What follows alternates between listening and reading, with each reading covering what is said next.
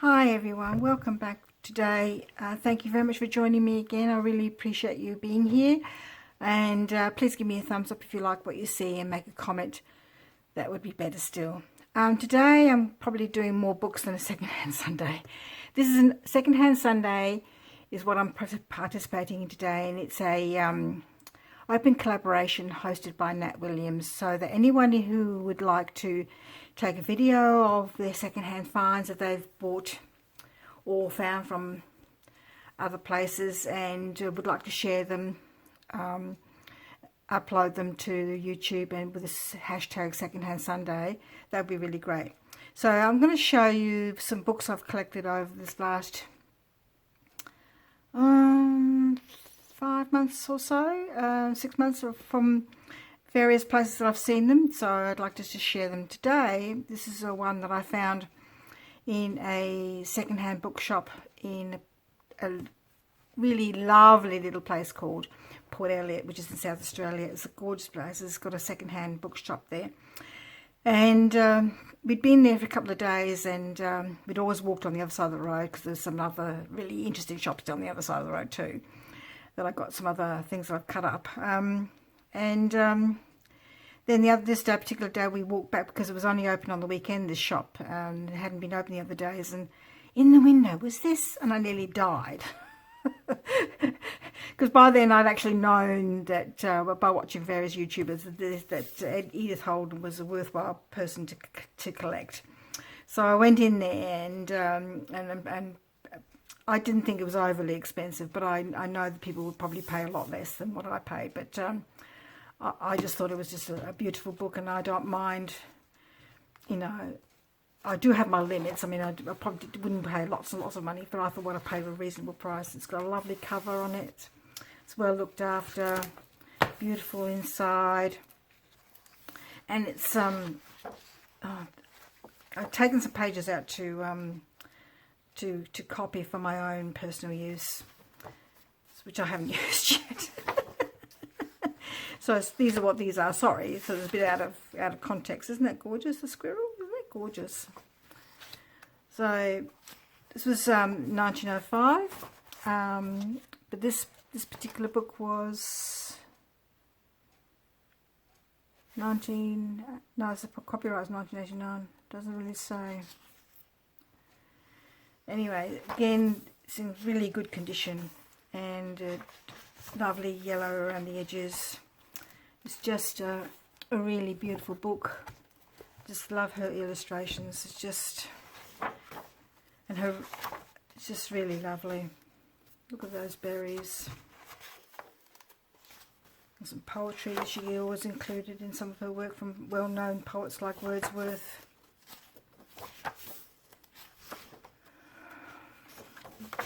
Really lovely book. I'm sure lots of people have seen lots of flick-throughs of these books before, so I'm not going to go at great lengths and details about each page. Just wanted to give you a quick flip through. Daffodils are a lovely flower. For me personally, they mean a lot because I was born in Wales and I came to Australia when I was 7, and the daffodil is considered, along with the leek, is considered to be a national symbol for the Welsh. And on St. David's Day, which is the 1st of March, you used to go to school dressed up in your Welsh costume. I've still got my hat, my Welsh hat, and you wore a daffodil in your on your pin to your chest. So isn't that gorgeous? Isn't that gorgeous? Beautiful pages. Just love her style. Yeah, she was mainly self-taught, and her and her sisters used to go out and do that. They did go to an art school to learn how to do better work, and she became well known as somebody who did illustrations for children's stories too in her time. And I think Julie from Art and Junk Journals, Art and Junk Journals with Julie was telling me that the reason these were not published during her lifetime, that this one was published soon after. I think this was published in her lifetime. I'm not 100% sure, but the other one, the diary one, was found by her niece 15 years after her death, and published them then. I'm glad that she did that, found them and published them. Look at that beautiful bee, because they just would have been a shame if they'd been lost and just kept in the family, because they just bring a lot of, I think, a lot of pleasure and joy, and I can see why they're very popular for people to use in journals, because it's just such really pretty pictures. But unlike the diary, this is not written in her hand, because the diary, I think, is written in her hand. Again, I don't know. I did read the book, but I've forgotten. I'll show you. I've got that as well. Lovely mushrooms. Look at that. So clever. People are so clever with their artwork.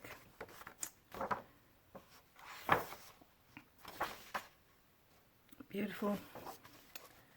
So when I found that was my very first book that I found that I'd sort of heard of through watching YouTube, and just got it there because I took some pages out to photocopy them so I could use the photocopy sheets for my own personal use, but I never used them. Then I got this book. I found it in an op shop. I just thought it was so cute. It's a reproduction from an antique book, because look at the pictures. Just that sort of antique look. Even the book, I think, looks antique looking. There's no other page that tells you when it was done, but it gives you some stories. I hope you can see there's some stories. And look at that. Look at that. Isn't that beautiful? I just think it's beautiful. I hope you can see. You see? That's lovely. Look at another one. Look at that. And I did buy it to maybe eventually cut up, but at the moment it's not being cut up. And when I was sharing this with my granddaughter, I was saying that I probably would cut it up. My son-in-law was horrified. He said, "You're not going to cut that up, are you?" And I said, "Oh, probably eventually, but not at the moment. I'm not." It's such a beautiful. I don't know if I can. I think it's one of those books you might not be able to. A bit like the Edith Holden ones. I don't know how people. I don't know. People do cut them up. I struggle. So I got that one by It's by Ernest Nister, and I can't tell you. Like I said, doesn't have a date on. Oh, hang on, 1980. Oh, that's a reasonable age. Then I got this one. It's either World of Books or Booktopia, one of those, and they just do a lot of second-hand books. And this is a story of Edith Holden herself, and I thought this was a really interesting read. Again, there's a beautiful cover, pre-owned. All of these books are pre-owned. The Booktopia and World of Books do specialise in second-hand books, and this one was 1980, so it's the same age as the one I just showed you before.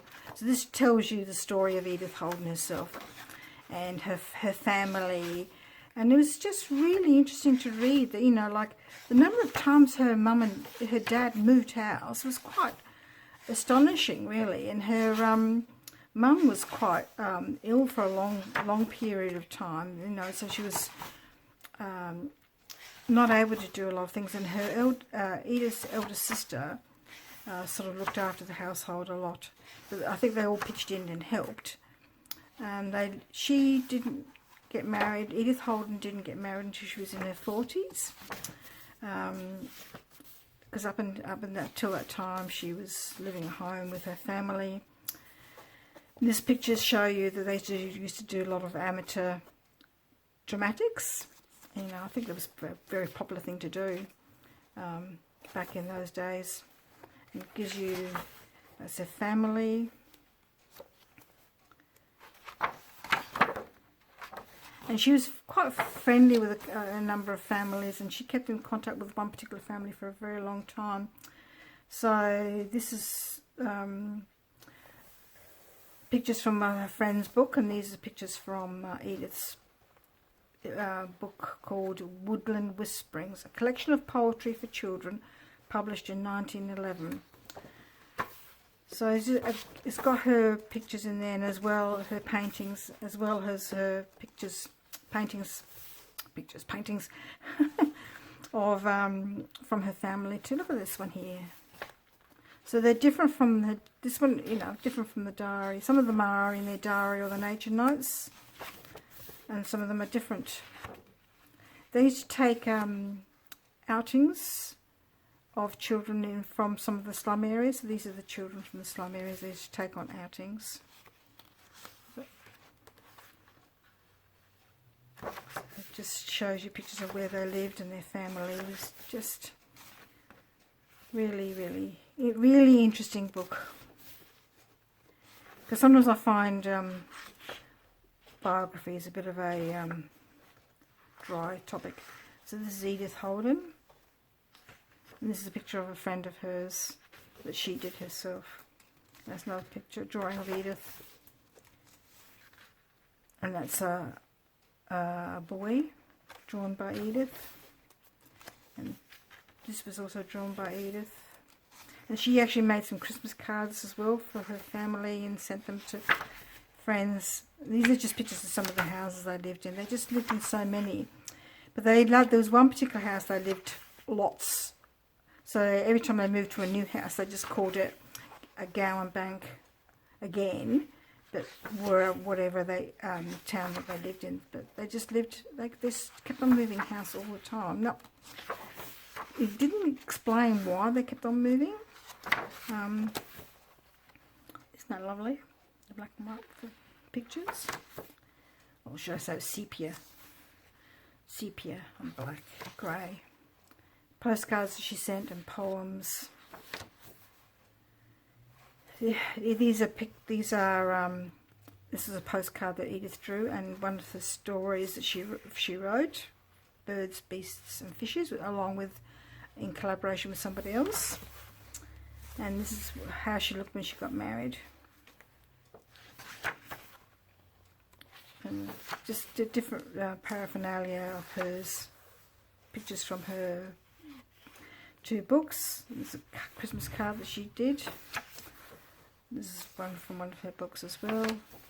Some more of her pictures that she did, drawings and things that she made for Christmas. And this is a watercolour of swallows taken from a scrapbook. So again, lots of her drawings and pictures and things that belong to the family, mainly her and what she'd sent. So it's amazing that people hang on to this stuff. You know, like, I have to admit that postcards that got sent to me a long time ago, I don't have any more. And but people obviously kept this sort of things.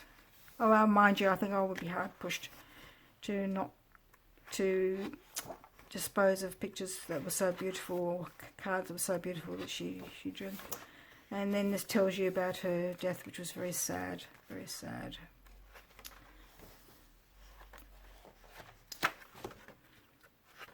I think yeah, so that tells you about the coroner's report for her death.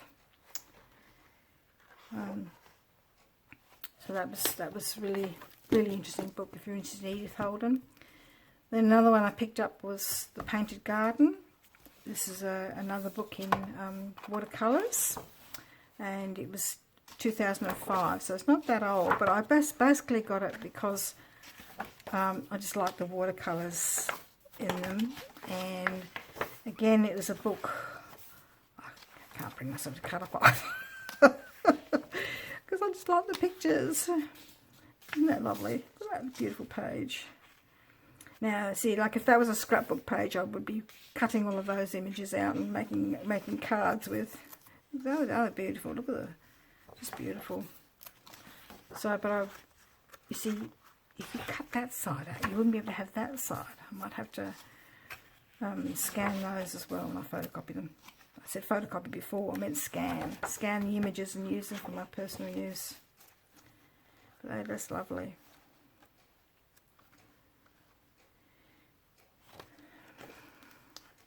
Just love how they people just use watercolours for so effectively. Look at that. It's just so pretty.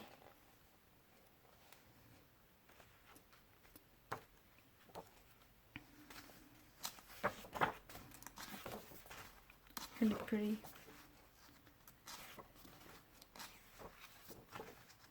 Lovely.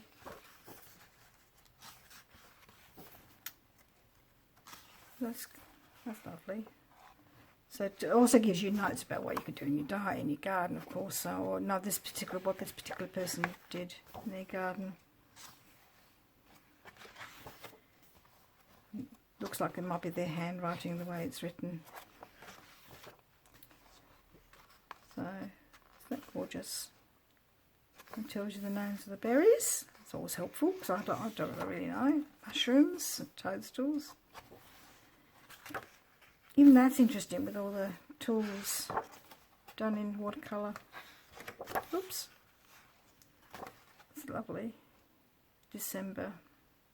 What they do in December to prepare for the garden for the following year. It's lovely. Some decorations they made from the garden. So that one is The Painted Garden by Mary Wooden. A Year in Words and Watercolours. That's lovely. And then this arrived yesterday. The National Trust Nature Companion. This is from, again from Britain, and it's got the same sort of watercolour look about it.